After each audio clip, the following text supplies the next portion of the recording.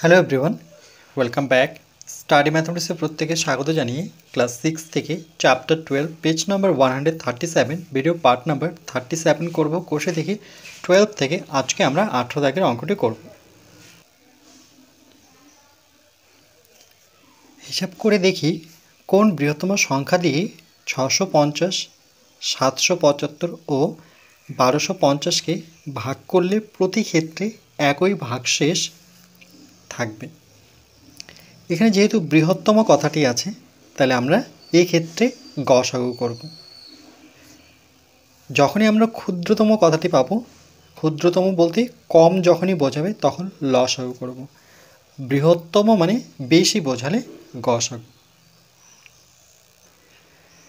তাহলে এই ক্ষেত্রে বৃহত্তম অর্থাৎ আমরা গসাগু করব।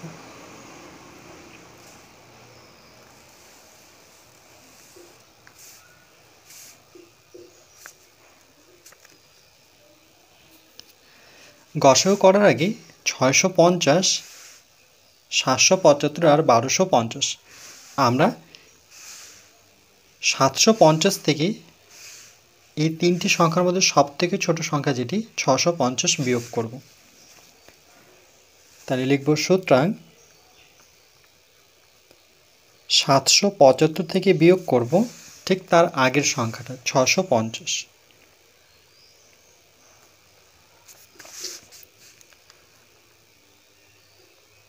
সাতশো পঁচাত্তর 650। 7 থেকে 5 বিয়োগ করলে 2, 7 থেকে 6 বিয়োগ করলে 1, তাহলে পাচ্ছি 125। আবার 1250 থেকে আমাদের সবথেকে ছোট যেটি সংখ্যা সেটি বিয়োগ করব।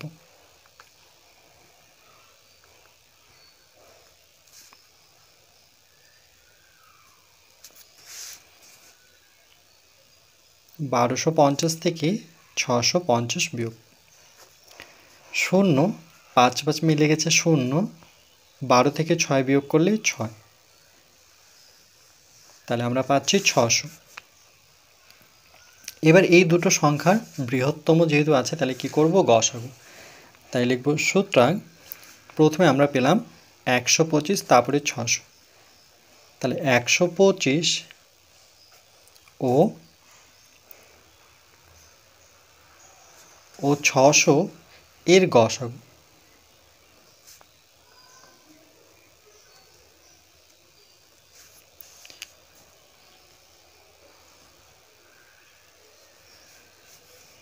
তাহলে 125, 600। প্রথমে 5 দিয়ে যদি ভাঙি, তাহলে 5 দুগুণে 10, আছে 12, 2 বেশি থাকলো আর পিছনে 5, মানে সংখ্যাটি হয়ে গেল 25। 5 5 25। কী করে করলাম? 5 দিয়ে যদি আমরা 125কে ভাগ করতাম, তাহলে প্রথমে 2 ঘর যেতাম, 5 দুগুণে 10 লিখতাম। 12 থেকে 10 বিয়োগ করলে 2, তারপরে 5 নামো, তাহলে সংখ্যাটি দাঁড়ালো 25। 5 5 25।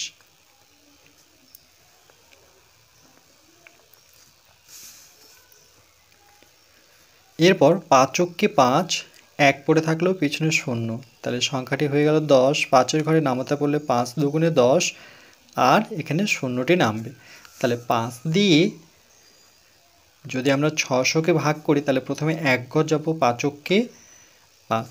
যখন ছোট হবে তখন কিন্তু দুটো সংখ্যা নিয়ে 5-এর থেকে বড় করতে হয়। এটা যেহেতু প্রথম সংখ্যাটি 5-এর থেকে বড়, তাহলে 1 ঘর গিয়ে 5 কে 5, 6 থেকে 5 বিয়োগ করলে 1, এবার 0 নামাবো, তাহলে সংখ্যাটি কত পেলাম? 10। 5-এর ঘরে নামতে পড়লে 5 দুগুণে 10, এই যে 0টা পড়ে আছে তারপর এই 0টা ভাগফলে গিয়ে লিখতে হয়, তাহলে কত পাচ্ছি? 120।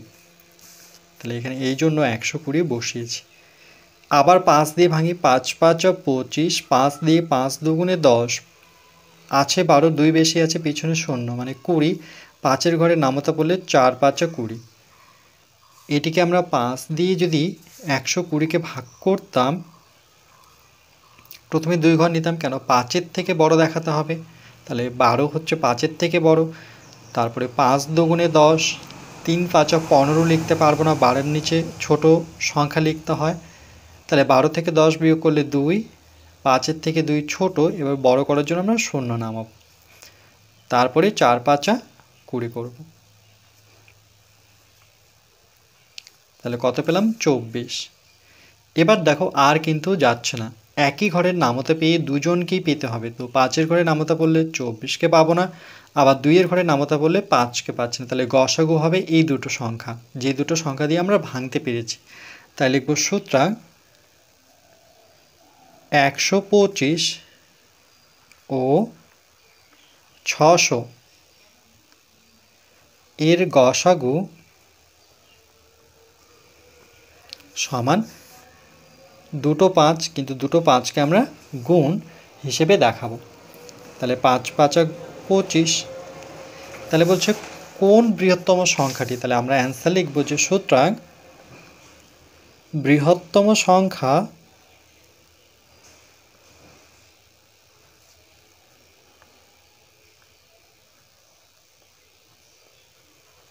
সেটি হচ্ছে 25।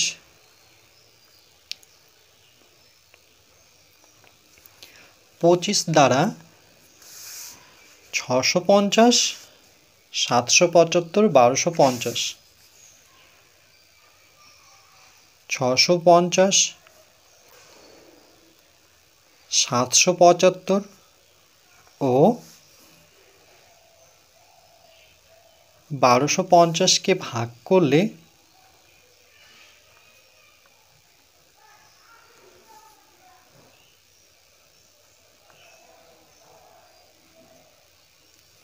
প্রতি ক্ষেত্রে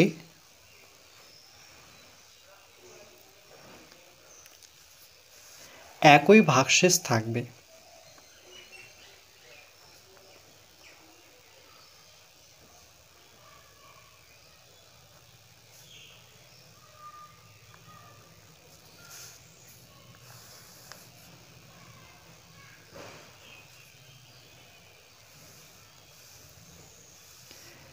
তাহলে সেই সংখ্যাটি হচ্ছে 25। এবার যাচাই করার জন্য যদি আমরা দেখি যে প্রতি ক্ষেত্রে একই ভাগশেষ থাকছে কিনা,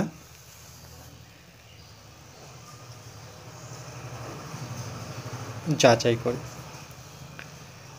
তাহলে 650কে যখন 25 দিয়ে ভাগ করব, 3 25 75 বেশি হয়ে যাচ্ছে, তাহলে 25 দুগুণে 50, 5 থেকে 0 বিয়োগ করলে 5 হবে, 6 থেকে 5 বিয়োগ করলে 1। 25-এর থেকে 15 ছোট, তাহলে বড় করতে গেলে শূন্যটাকে নামাতে হবে।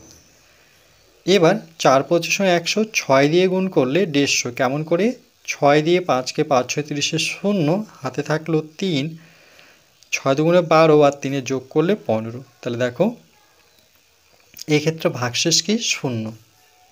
এটার ক্ষেত্রে দেখি 25 দিয়ে আমরা 775কে যদি ভাগ করি, তাহলে 25 দুগুণে 50 করতে হবে না, 25 দুগুণে 50, 3 25 75, হ্যাঁ 75 করতে পারি, কেন 77-এর থেকে 75 ছোট। তাহলে 7 থেকে 5 বিয়োগ করলে 2, এখানে 5 নামলো, তাহলে 25কে 25, এই ক্ষেত্রেও ভাগশেষ শূন্য।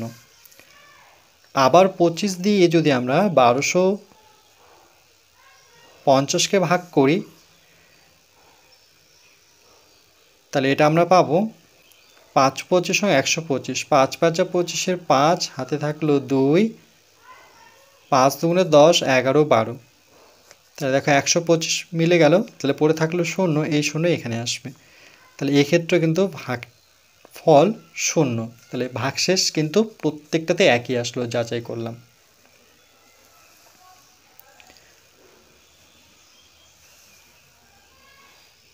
আমরা এই পর্যন্তই করব, বা তোমরা এই পর্যন্তই করবে, বাকিটুকু শুধু আলোচনা ছিল।